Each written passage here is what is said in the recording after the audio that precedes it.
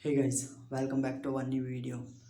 तो आज हम बात करने वाले हैं इस नई दुनिया में एक नए एक्टर की शुरुआत की कुछ टिप्स जिससे उसे इतना ज़्यादा हेल्प होगा, बहुत ही अच्छा लगेगा।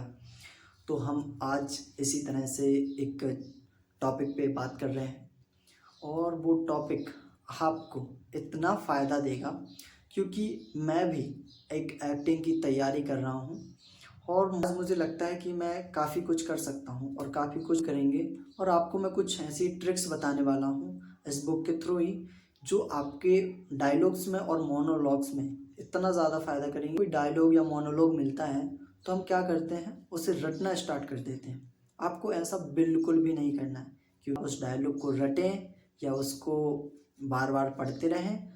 एक तरह से मोनोलॉग या डायलॉग को रटना कोल्ड रीडिंग कहलाती है या फ्लैट रीडिंग बोल सकते हैं।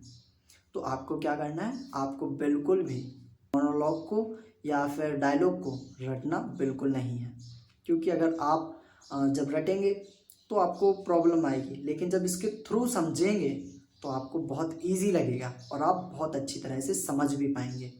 तो अभी इसी के बारे में बात करते हैं। जब आपको मोनोलॉग मिले तो आप क्या करें, या डायलॉग मिले या मोनोलॉग। डायलॉग मिलता है तो बेसिकली हमें पता होता है कि हमारे सामने कौन है, हम किससे बोलने वाले हैं, वो चीज़ वो जो है वो हम किससे बोलने वाले हैं। लेकिन जब हमें मोनोलॉग मिलता है तो हमें पूरा मोनोलॉग खुद ही ख़त्म करना होता है, लेकिन उसमें भी विरोधाभास होता है। विरोधाभास का मतलब है कि आपके सामने भी कोई होगा, उसका विरोध कर रहा होगा। विरोधाभास का मतलब है उसका विरोध कोई कर रहा होगा। आप जब किसी से कुछ बोल रहे होंगे तो जब आप मोनोलॉग भी बोलेंगे तो या तो किसी के बारे में बोल रहे होंगे या आप किसी से बोल रहे होंगे, तो ये ज़रूरी है कि उसमें भी विरोधाभास होगा। तो अभी हम फिर से अब इस बात करने वाले हैं कि जब भी आपको मोनोलॉग मिले तो सबसे पहले आपको क्या करना है, उस मोनोलॉग के अंदर इन 5 चीज़ों को बड़े ही अच्छे तरीके से ढूंढना है। फिर उसके बाद आपको परफॉर्मेंस के लिए जो है जाना है। तो मैं बताता हूँ आपको कि कौन कौन सी ये 5 चीज़ें आपको देखना है, ढूंढना है। फर्स्ट बात होती है कि किरदार कौन है, कौन बोल रहा है। जो आप किरदार कैरेक्टर कर रहे हैं आखिर वो कौन है, उसकी एज क्या है, उसने कहाँ तक पढ़ाई की है, उसकी परवरिश कैसे हुई है, उसका पहनावा कैसा है, वो क्या करता है। जब आप ये जान लेंगे कैरेक्टर के बारे में तो आपको काफ़ी आसानी से ही हो जाएगी। ठीक है, ये जानना बहुत ज़रूरी है। और सेकंड बात आती है कि किससे बोल रहा है, यानी कि अपोजिट कैरेक्टर आपके सामने है जो, वो कौन है, किससे बोल रहे हैं आप, ये जानना बहुत ज़रूरी है कि आप किससे बोल रहे हैं। जब आप ये जान लेंगे कि किससे बोल रहे हैं तो आपको और अच्छा लगेगा उस कैरेक्टर के बारे में। किससे बोल रहे हैं यानी कि मान लीजिए आपके सामने आपके पापा हैं तो आप पापा से कैसे बात करते हैं आप खुद जानते हैं। आपके सामने आपका लेवल का भाई है तो आप उससे कैसे बात करते हैं आप जानते हैं। आप मम्मी से कैसे बात करते हैं वो भी आप जानते हैं। फ्रेंड से आप कैसे बात करते हैं वो भी आप जानते हैं। तो हमें इस चीज़ का बेसिकली ध्यान रखना है कि हम आखिर किस से बात कर रहे हैं, हमारा अपोजिट कैरेक्टर है जो वो कौन है। क्योंकि हम अकेले ही तो कोई कैरेक्टर करेंगे नहीं, अकेले ही तो कोई मोनोलॉग बोलेंगे नहीं, या तो सामने वाले से बोलेंगे या किसी से। तो हमें ये जानना है कि हमारे अपोजिट कौन है, हमारे अपोजिट कैरेक्टर कौन है। तो ये जान लेंगे हम। फिर इसके बाद नेक्स्ट आता है कि क्यों बोल रहा है। क्योंकि जब हम किसी से बात करते हैं, क्यों बोल रहा है मतलब रीज़न क्या है आखिर। क्योंकि जब हम किसी से बात कर रहे होते हैं तो बिना वजह के हम बोलते ही नहीं हैं। एक वजह होती है, एक रीज़न होता है जब हम वो बात बोलते हैं उससे। मान लीजिए हमारे किसी से झगड़ा हुआ है, लड़ाई हुई है, तो ये तो वजह है ना, रीज़न है ना कि हम उससे बात कर रहे हैं कि तुम मतलब जैसा भी है, तो वो रीज़न होगा ना। तो हमें ये भी देखना है कि आखिर वजह क्या है। वजह कई जगह हो सकती है, अपने घर परिवार में, बाहर, कहीं भी।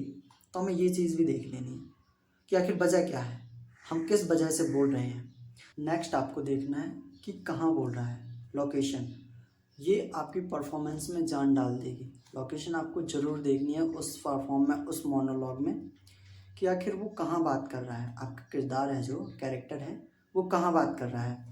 इससे आपकी परफॉर्म में एक बहुत अच्छा बदलाव आएगा। हाँ, जैसे मान लीजिए हम किसी बात को या किसी मतलब कहीं बात कर रहे हैं, हम मान लीजिए घर में बात कर रहे हैं, तो बात करने का तरीका अलग होगा, लहजा अलग होगा, आवाज़ अलग होगी। और मान लीजिए यही बात हम कहीं ट्रेन में कर रहे हैं, तो बात करने का तरीका बदल जाएगा, बात करने का लहजा बदल जाएगा। और यही बस में कर रहे होंगे तो तरीका बदलेगा बात करने का। मतलब हमें लोकेशन को देखना है कि वो पब्लिक प्लेस है या हमारा घर है या हम कहीं ट्रैवल कर रहे हैं, तो इस तरह से आपको लोकेशन को भी ज़रूर देखना है। नेक्स्ट आता है क्यों बोल रहा है, रीज़न। आखिर रीज़न क्या है बात करने का, बोलने का।